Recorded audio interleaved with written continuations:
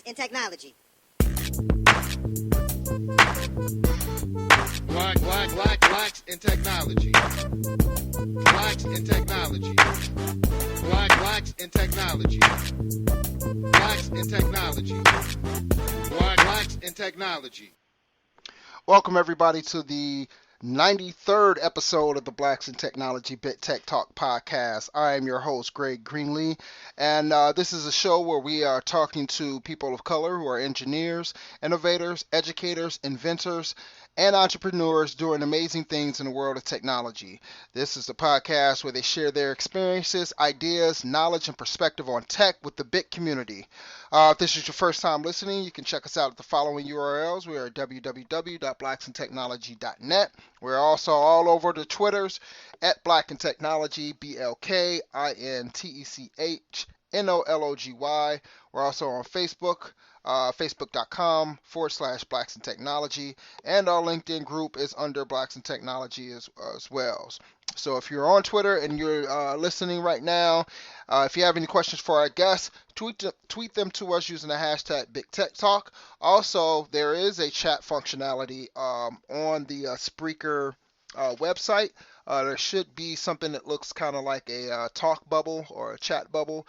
Just click on that and send us, your thoughts, your questions, or whatever.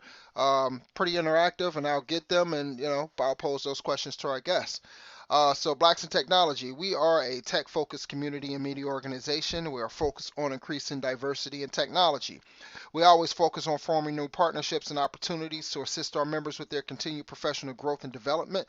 So if you want to partner with us, send us an email to contact us at blacksandtechnology.net. Also, if you have any general inquiries or inquiries related to sponsorship or partnerships, send those as well to contact us at blacksandtechnology.net. A couple of things. For one, I saved this podcast. I got home today and my computer was completely down and didn't know why. I thought the power might have went out. So I heard my my battery backup, that is, beeping. Clicked on it and heard a spark. And so at first I thought it was my speakers. So I turned my speakers off, tried it again, and this time I saw the smoke. So I thought I was doomed, but I got everything back up and running. I got a Mac. I got my Linux laptop going as well. So we're all good. I averted danger. Yeah. It was pretty interesting. I seen the magic smoke come out of the back of the power supply, so that wasn't good. Hopefully my computer is okay, and it was just the power supply that didn't do any damage to any of the components, but we'll see. Also, you're probably listening like, hey, this sounds a lot clearer. I'm actually using the Spreaker desktop app. And I've tested it this week a couple of times, and it's a lot more clear than the way I was doing it before, which was not optimal. So hopefully this makes the audio and the clarity and everything sound a lot better. So if you like what you hear, send us your feedback.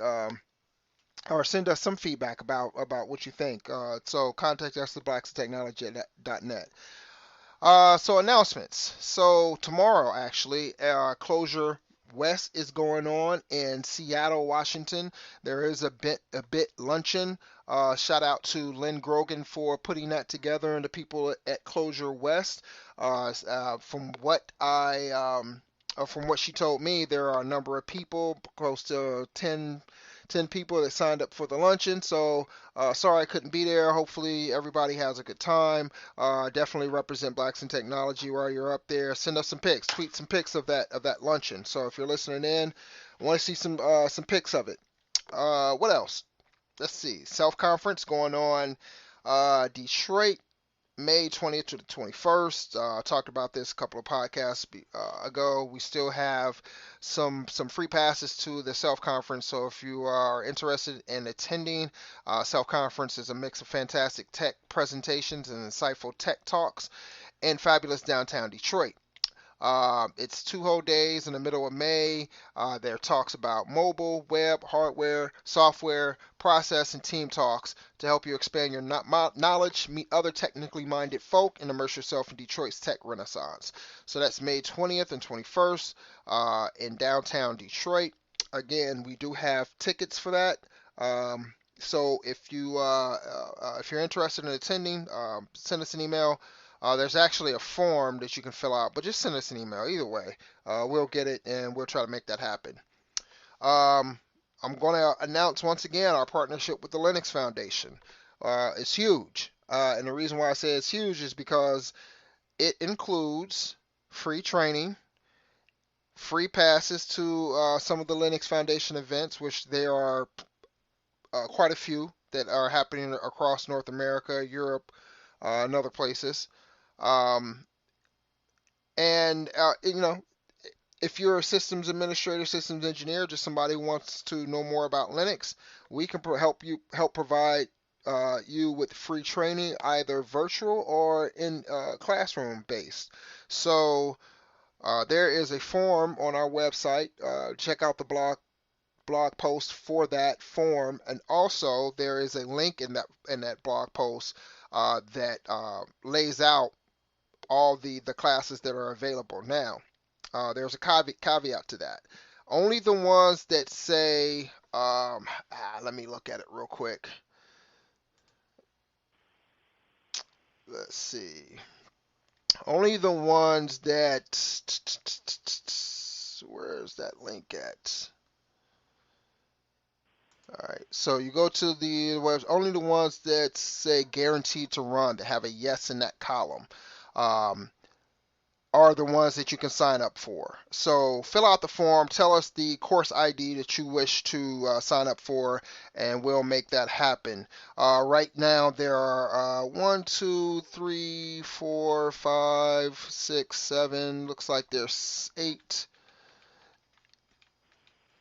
courses available right now. So if you're interested, fill out the form and let us know, and we can get you free training. So yeah, that's huge for the community. We definitely always want to pursue excellence in our skill set. So that's one way of doing it. DevOps Day Chicago is going to be coming up, so keep an ear out for that. DevOps Days Minneapolis. Hopefully, we're going to be partnering with them as well. Hopefully, Puppet Labs for PuppetConf 2016 again. So keep your ear out for those events that are coming up. Slack. Our channel is still growing. We're up to almost 450 members in our Slack channel. Check us out on Slack. There, just do a search on Blacks in Technology for Slack, and you'll get the sign up form. All right, now, what we've all been waiting for. Our guest tonight is Darell Austin of Bluurp. He's the co-founder and CMO of Bluurp. Darell was born and raised in the New York City area throughout Brooklyn, Queens, and Long Island. He's an English major. Graduated from Livingston College, and prior to being a co-founder at CMO at Bluurp, he worked in the financial services industry in positions ranging from financial business analyst and project management, business intelligence, and financial advisory sectors. And we're going to talk to him tonight about their startup Bluurp.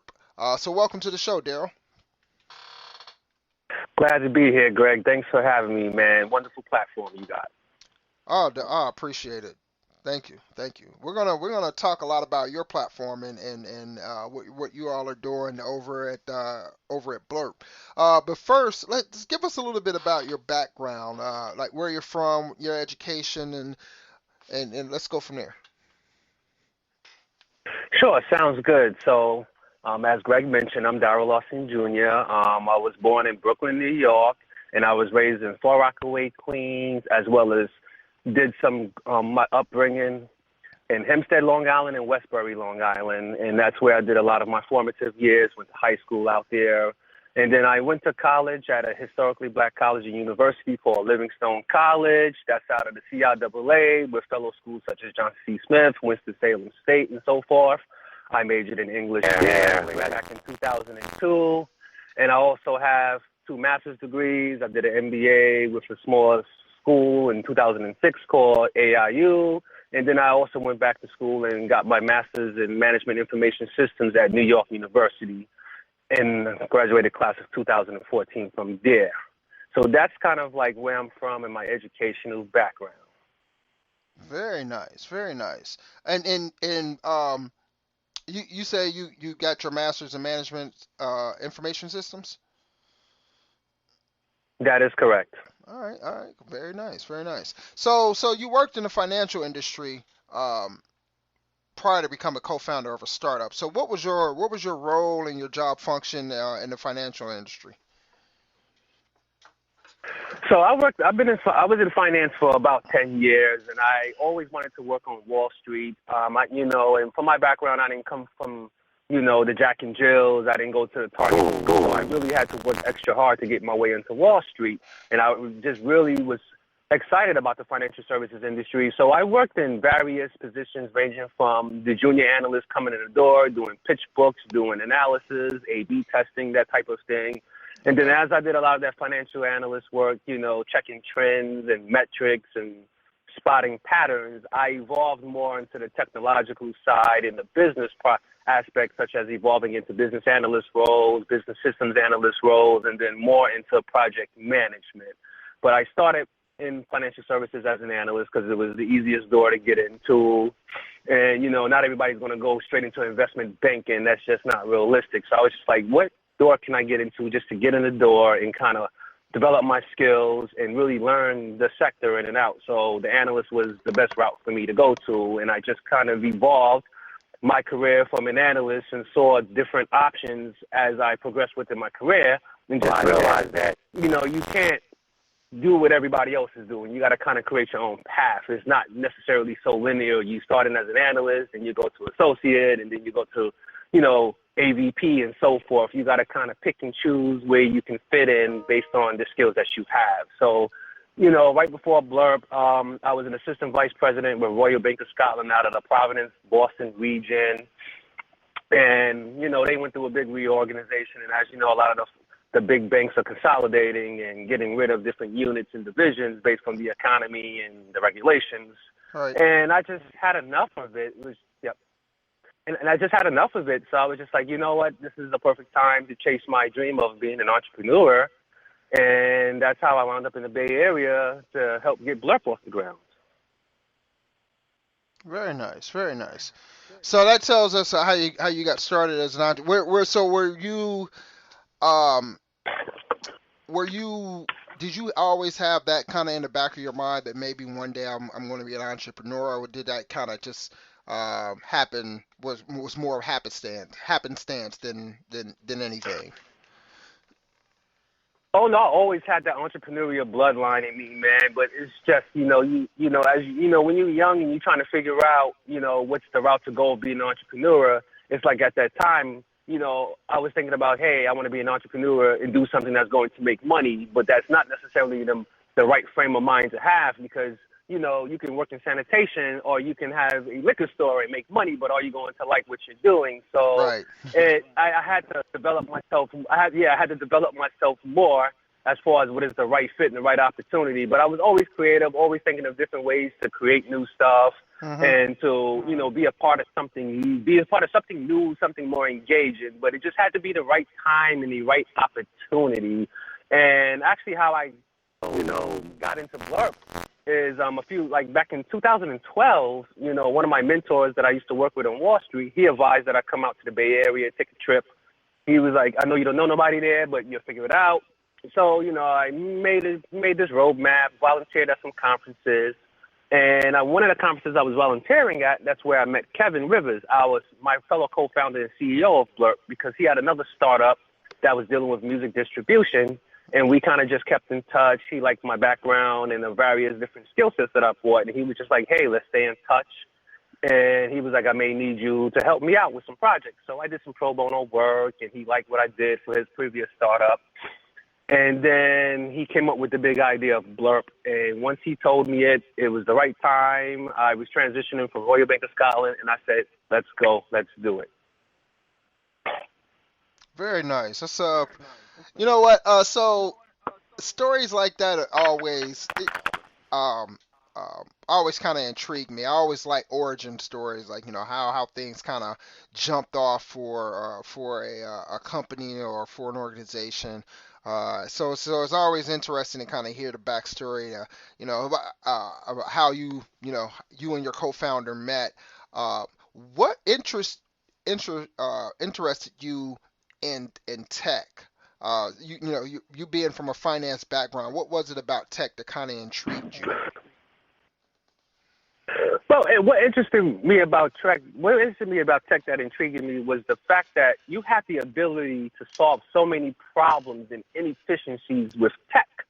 And with technological platforms, there's always ways to improve things that are manual. And there are ways to improve things that are often inefficient. And technology saves you a lot of time and a Hmm. lot of energy.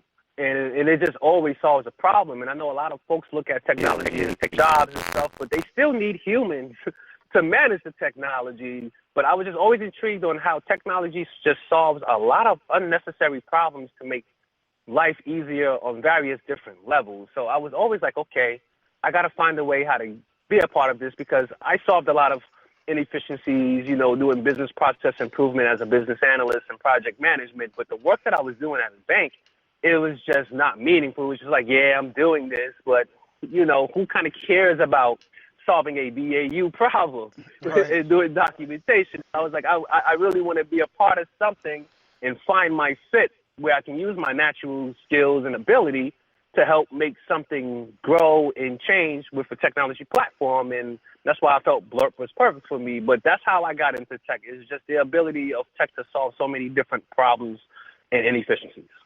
Right. So that's pretty cool. I mean, because uh, you wanted to make an impact is what I'm hearing, and uh, Yeah. that impact you couldn't quite make that impact. The impact that you wanted to make and being in finance, so and tech offered that opportunity for you to do that. So that's pretty cool. Um, tell us about the rest of your team. Who comprises Blurt? Okay. So initially with Blurp, Kevin came up with the concept and the idea of Blurp because he used to be in the music distribution business. So he was always on YouTube sharing music, sharing content. And, he really got tired of opening multiple tabs and logins just to copy and paste different videos and songs and music to all of his social networks. And he Hmm. was just like, what it would be cool is if we can have a platform where you can search and share YouTube videos in one place, and you can search and share Spotify songs in one place, and as well as share articles and so forth. And that's how he came up with the concept of Blurb. So he came up with Blurb. He contacted me, was like, hey, Darell, I need, you're a great business developer, you're a great communicator, great marketer, great problem solver. I need you to be my co-founder and CMO and go out to San Francisco right away. Would you do it? And don't get me wrong, it took me a couple of days. It took me a couple of weeks to make the decision because it was just came out of left field. It was so sudden. I was going through a transition with Royal Bank of Scotland and trying to figure things out. And I was back east at that time, and it was a terrible winter. And I was just like, give me a moment. Right. So, and then one of our other co-founders, he was overseas at the time on vacation, and he's our CTO. And Kevin contacted him, was just like, hey, would you be my CTO, help us build this technology? So all three of us came together, and we was like, yes, let's do it. And that's how we kind of joined forces and came together. Kevin came up with the concept, but he realized he needed, you know, other talents and abilities to help his vision come true. And once he pretty much sold me on the vision, I was on board. So you've got Kevin, CEO and co-founder. You've got yourself, obviously, as the CMO, the co-founder. Who is your CTO? The other person is Luca McCoon. Okay, okay. Yep. So give us a little a walkthrough, kind of what we've got a brief description about what Blurp is, but give us a more in-depth walkthrough on um, what how it works and what problems does it solve? Sure. So I will give the overview and then I'll do the walkthrough. So Okay. basically, Blurp is an all new social. So basically, Blurp is an all new social network for content sharing where you can share your content on the fly with a push of a button. So basically, if you want to share your updates, your photos, your music, your videos without copying and pasting, you come to Blurp. That's the problem that we're solving. We're trying to provide our users with more time and give them more speed to share the content that they want. Because currently, how it is right now, yeah, you have services like Buffer where you can share content in Hootsuite and so forth, but they're more Right. social media management. We want to be more social sharing. And then, just like you can share from Instagram to Facebook, but you can't share nowhere else. You can share from Twitter to Facebook, but you can't necessarily share to Instagram. And you can share from, Facebook to probably LinkedIn, but you can't share from LinkedIn to all of them. So, we created the four most popular social networks, which is Facebook, Twitter, LinkedIn, Tumblr. You can connect Mm-hmm. your accounts to our Blurb social network. And then when you post your updates within Blurb, or you want to search and share that YouTube video, you just connect your accounts one time, and whatever whatever video you want to share, whatever song from Spotify you want to share, or whatever update you feel like sharing, you just push post, and it goes to the networks that you posted to, and it goes on their respective walls or your pages instantaneously all at once. So basically, how it works is you log in. Once you log in for the first time, you go to the networks tab. You connect all of your networks. You connect to Facebook, to Twitter, to LinkedIn, to Tumblr. Once you connect those, then you go to your dashboard page. And then on your dashboard page, you have your post section. And then on the bottom part of it, you have the YouTube search filter where you can stream videos and songs before you share it, as well as Spotify, where you can stream and listen to music before you share. And whatever video you want to share, you push the video, it goes up to your post page, and Mm-hmm. whatever networks you want to share it to. If you just want to share it to Facebook and Twitter, it goes to your Facebook and Twitter account instantly. If you want to share an educational video, you just want to share it to LinkedIn, then you can check off Facebook, Twitter, Tumblr. It just goes to LinkedIn and it goes to your profile instantaneously. So it's a way where you can share your content faster and reach your audience more quicker. And we just want to be able to really make it easier to share content on the web. And we have so much other ideas on to really further innovate it. But where we are right now is you can share your YouTube videos on your profile and your Spotify songs to your connected networks right now on our desktop version. So it actually acts as kind of a media search engine, uh, as well as being able to share that content that you search for throughout your social media platforms. Correct?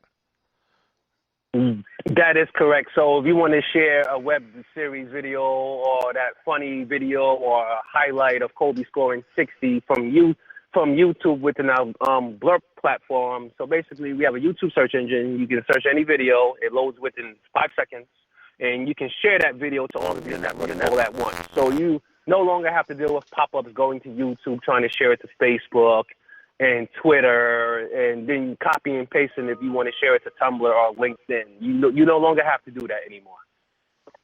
Nice, nice.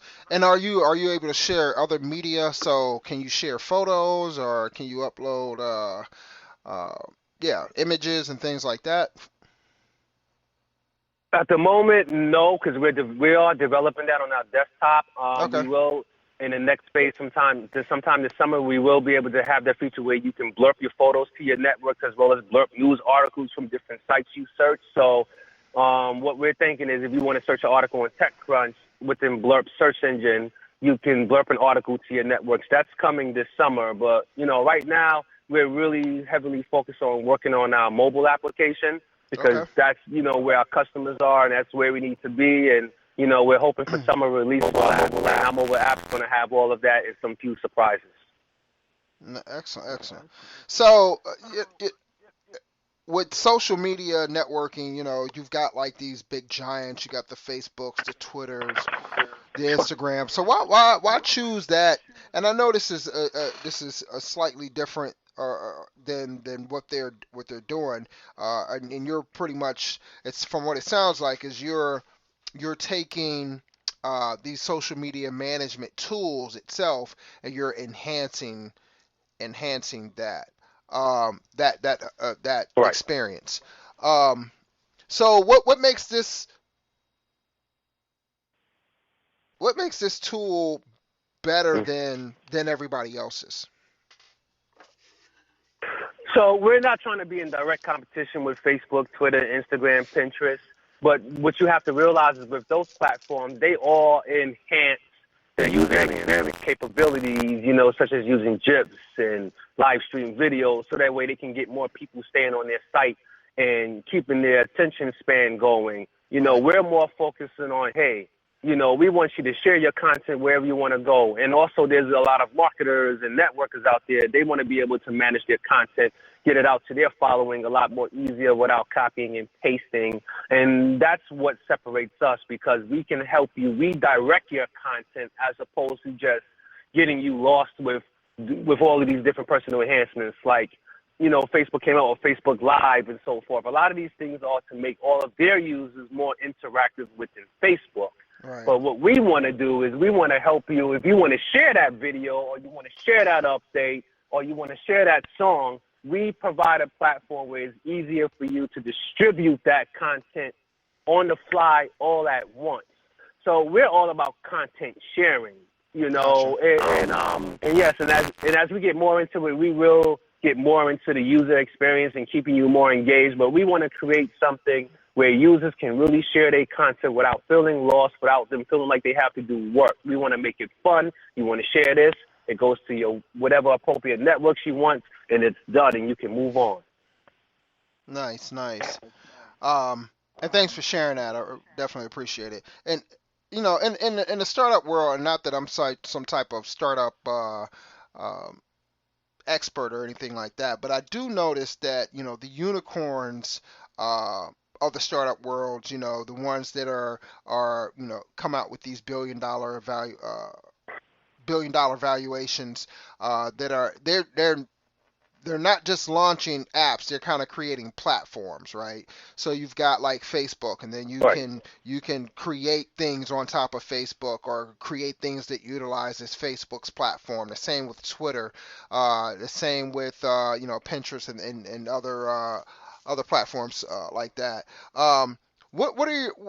What are your goals as a company, as far as evolving the product, or do you all look at this as something that you want to evolve into a platform? Absolutely, we want to evolve it into a platform, but in order for us to get there, we have to be where our users are. We have to have a mobile application for it, and then once we have the mobile application and we get the appropriate feedback and we grow our users, we have a lot more surprises in store to develop. Our platform as our platform overall. But in order for us to get there, we have to scale and grow. And the same thing with Facebook and Twitter. When they first came out, they didn't have all these different features, but they evolved over time. And Right. even like Facebook, they basically reinvented themselves within the last 90 days. It's kind of incredible how they did it after so many years of stagnation and so forth. So yes, we definitely plan on evolving our platform. We have a lot of different ideas that we can't talk about at the moment. But yes, we definitely intend to. But our main focus right now is finishing, developing, and implementing our mobile app for iOS and Android. Got you. And what type of market analysis did you all kind of perform before you actually started building a product? To give us some insight about the type of feedback you all received about the product.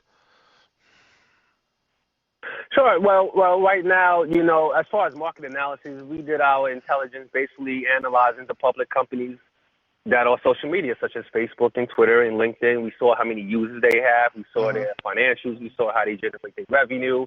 It's a $30 billion market, and there was an opportunity for us. And as far as feedback, we've gotten a lot of good feedback, but most of the feedback, people have told us is you guys need to be on mobile. Desktop is great, but everybody's on their phone. We need to be able to access it via mobile, and we need to also improve our user experience onboarding process. So those have been the two most critical feedback we have gotten consistently since we launched our desktop version is that you guys need to be on mobile. You guys need to have a better onboarding process so users can understand how to use your platform, so they can get going and start referring more people. So that definitely helped us with further development. So once we develop the mobile app, we make sure we have that onboarding process once you create an account and you can get the ins and outs of understanding how to fully utilize our product, to meet your needs. And, and also this is kind of habit changing because everybody is so used to just sharing somebody else's content or tweeting somebody else's update. So we're basically changing a whole mindset of how people are going to share content. And so that's going to take some time. And us, getting out there, branding ourselves and getting out there more is going to help us, spread that awareness and that change. Definitely. So what when do you all plan on launching the mobile app? Is there like a tentative date that you all have as far as when you're gonna release a mobile version of the application? Well, right now it's under development. Right now we're working out our bugs and sketches, and we just know it's going to be sometime summer 2016. And also that's going to be dependent upon our funding goals. Once we receive our funding goals, we can deploy quicker than that. So right now, if we achieve our funding goals, we can deploy both the iOS and Android version a lot quicker. Got you. So I definitely signed up and checked out the app. I didn't dig into it as much as I would like to yet, but I wanted to ask you. So you say that you all have the search functionality. So is it only able to search account, like for instance, if you sign up with your, you attach your Twitter, is it only searching Twitter for things, or is it able to search everything, like search for YouTube videos, anywhere?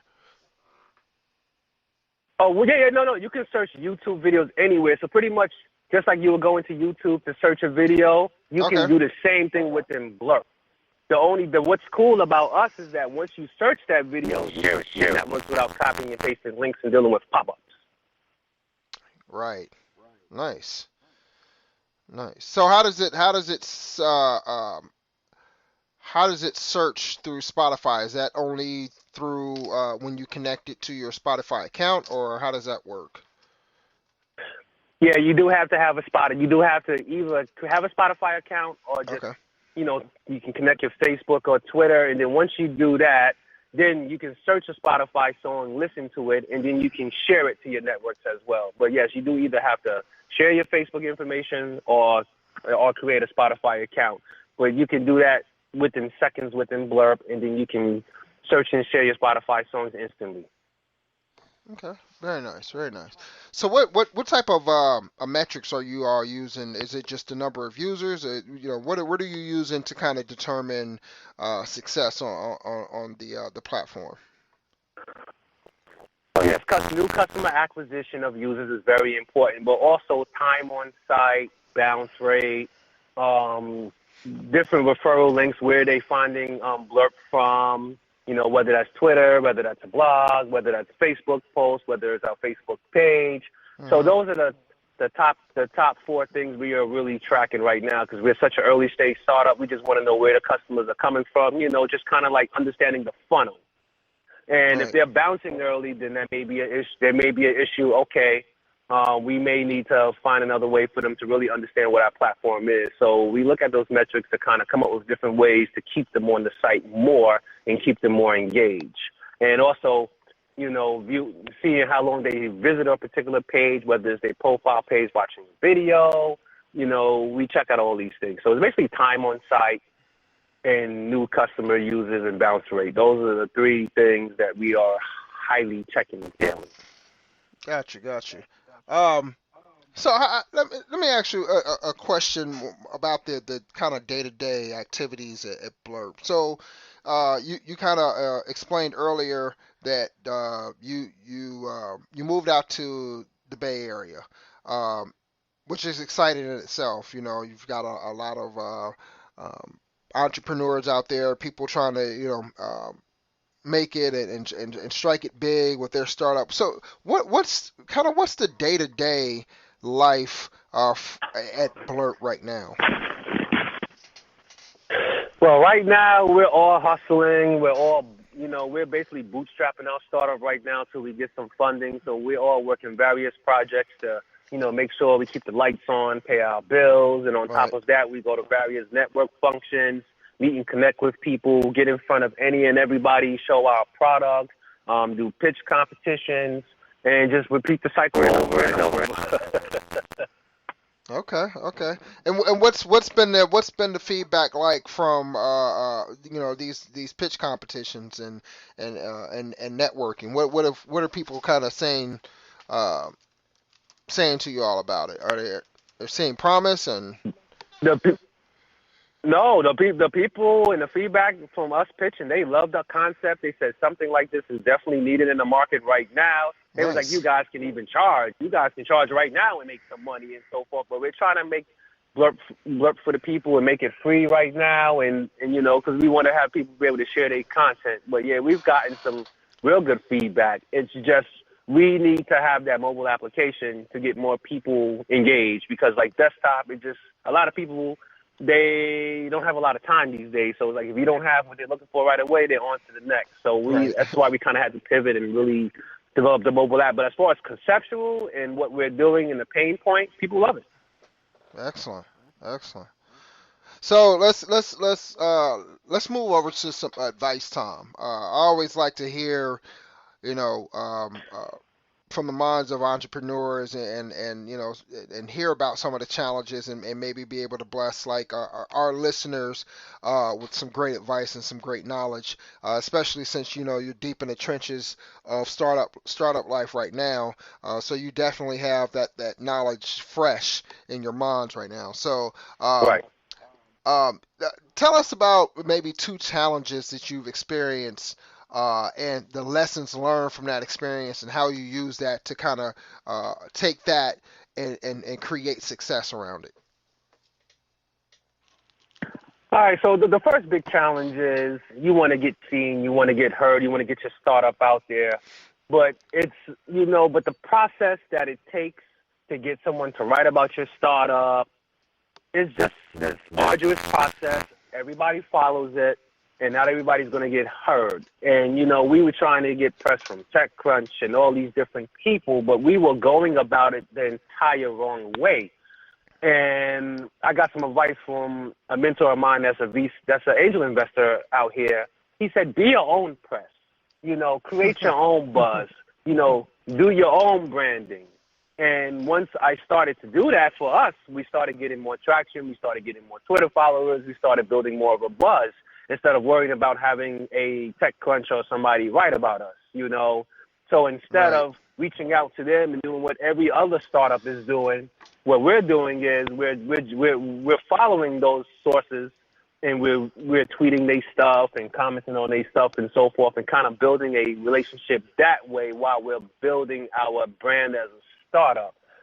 So just that process of trying to get press, you kind of need to be your own press machine, build your own stuff, and also you can't copy what other startups are doing. You have to always test different methods and different solutions to see what sticks on the wall and what doesn't. And that's one of the things I've learned from being out here is that you may read something on, oh, this person just got funding, or they got Ebony or Black Enterprise or all these different magazines writing about them. Right. You can't go that same route that other startups are doing. You have to kind of create your own path. So that was kind of like a harsh lesson learned that you can't do what everybody else is doing. Just because you got this great product does not mean people are going to write about you. There are dozens of people that have great startups, but not everybody's going to get covered. So it's really important to brand yourself and to always reinvent yourself to keep the people behind the startup relevant. And that's what we're doing more of now, and that has helped us tremendously, as opposed to when we first came out here, we was doing the same that every other startup was doing, and hopefully, we would get noticed. But we have to create that ourselves. So my advice would be, yeah. No, go ahead. Go. I'll let you finish, but I wanna definitely interject and add on to what you're saying, because you definitely, you're speaking the truth, man, and what you're saying right now, people need to hear, and it's not just a lesson that applies to startups. But I'm gonna let you finish, and then I'm gonna interject. Sure. No problem. And just the key thing is just there's no blueprint, to get press or to get notice or to get funding. You have to create this yourself. You always have to try different things. And, and once you do that, things will work out. And that's one of the things I wish I would have learned when I first came out here. But sometimes learning is the best teacher. Right. So that would be my advice. Just try different things. Right. And I want to interject on this, because you definitely are touching on something that I've been preaching for since the inception of Blacks in Technology, and it's one of the cornerstones of what we do, which is creating um, that visibility, right, for ourselves. Um, and I think Mm-hmm. it's key, right? Like, who's going to promote you harder than you promote yourself, right? Who's going to believe in you and what Right. in your abilities and the things that you do and your idea than you?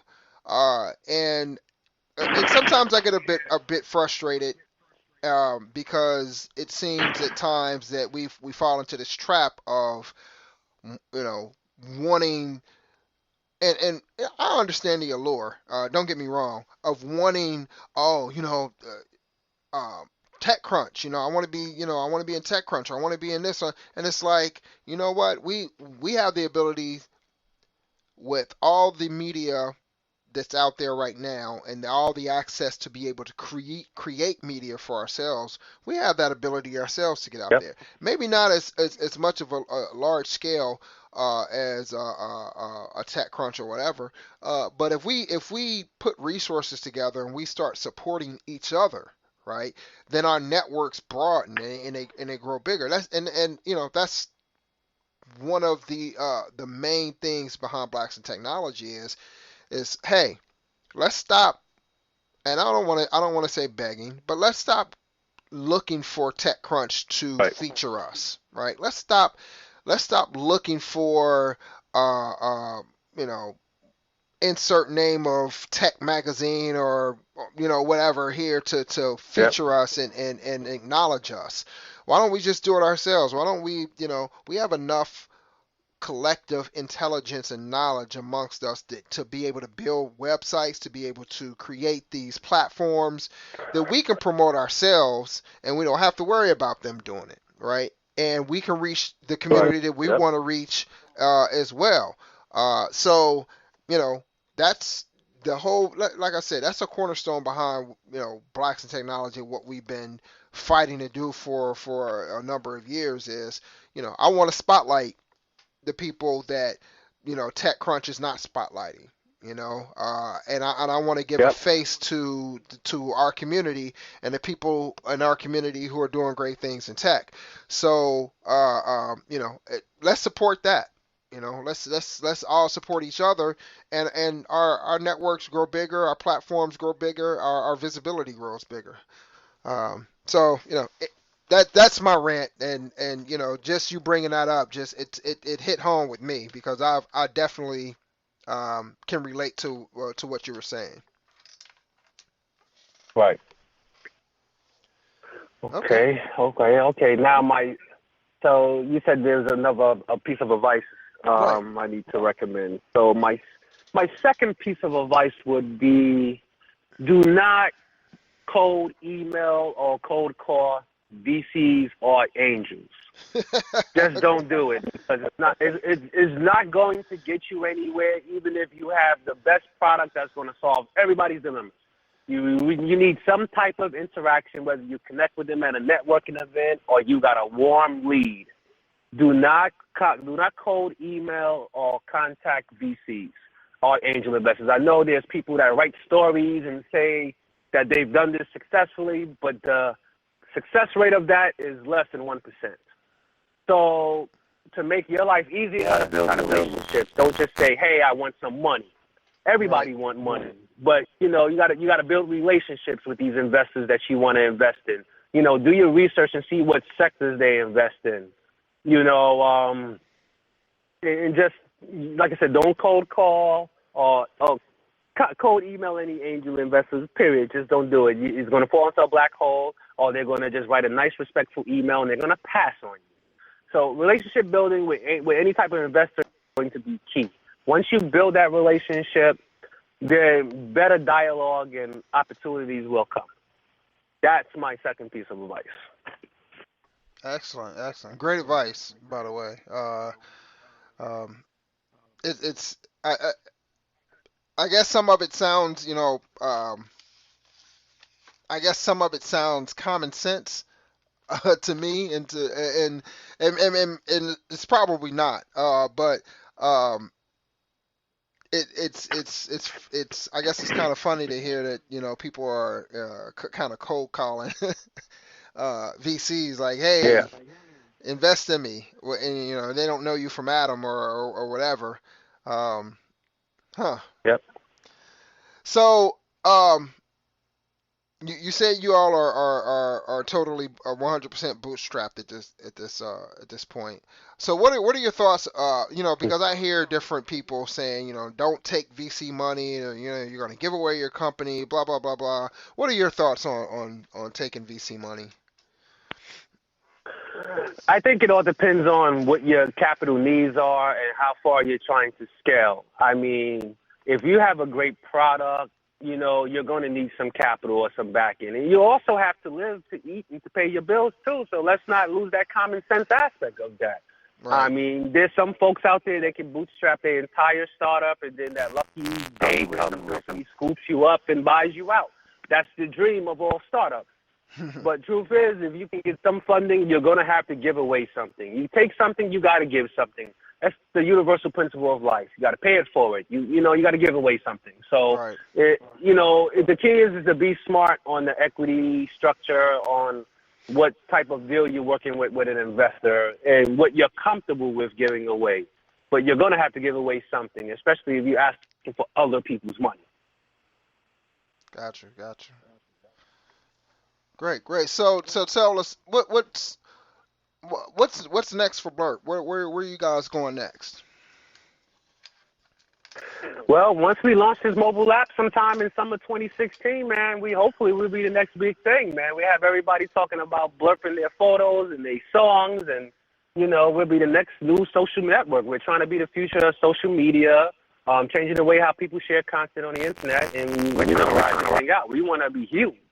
So, we're just beginning, but we had to realize what the market wants, and the market wants us to have a mobile app. So that's what we're developing. And then once we do that and have that for both iOS and Android, then we're going to really focus on user growth and that type of thing. But, yeah, we expect to be around for a long time, man, and we're going to be the future of social media. It's just everything's a process, and you have to be patient and continue to work and build.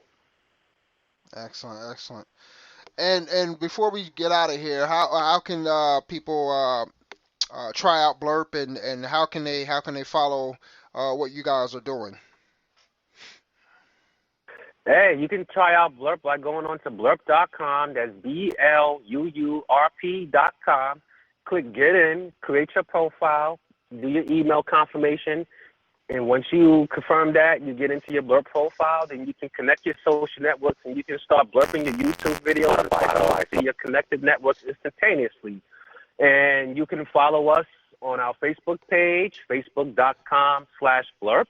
You can follow us on our Twitter @Bluurp1. You can follow me @Darell_Austin Jr. or our CEO, Kevin Rivers, @IKevinRivers. And you can just stay connected with us that way as well. We're always online. You may see us at an event near you in the Bay Area. And, we're very approachable and we're very responsive. Excellent. And definitely want to make sure that people out there, sign up, support black startups. I think it's imperative that we start doing that a lot more often. We're all over. We're quick to jump on all these other social media networks and everything else. And I think we really need to do some soul searching and wonder what what do we want out of this, for our community. And I think we all want people to do better, and we want to support each other, and so we need to start doing that. So I want to task everybody with going out there and joining the Bluurp platform and start using it and start giving some feedback, and let these brothers know what what your experiences are with it, and so they can make it a better platform, and they can make it better for everybody, and so we can have somebody out there winning for our community. So I definitely want to wish you all the best of luck. Definitely let us know when the mobile app is going to be released, and any new features that are coming out, man. Let us know. We're more than happy to tweet out any new stuff that's going on with Bluurp. I think you guys are slated to be on Startup of the Week pretty soon, so definitely going to do a feature on you all for that. So just let us know, keep us in the loop, man, and we wish you all the best. No, sounds good, Greg. Definitely will do. Thanks for all of your support. Keep up the great work with this platform. It's definitely needed to give us some visibility and to build our awareness and exposure, man. Thanks a lot, man. You take care. Same to you. And that's it, everybody, for this episode of the Blacks in Technology Bit Tech Talk podcast. I want to definitely thank our guest, Darell Austin of Bluurp. If you like what you heard tonight, you want to let us know. If you have any suggestions or comments, email them to us at contactus@blacksintechnology.net. Join us in 2 weeks for another Bit Tech Talk podcast, where our guest is going to be Chris Curtis Crawford. So check us out in another 2 weeks. There's going to be a really, really big announcement coming in. So check us out, and definitely remember, protect yourself before you wreck yourself.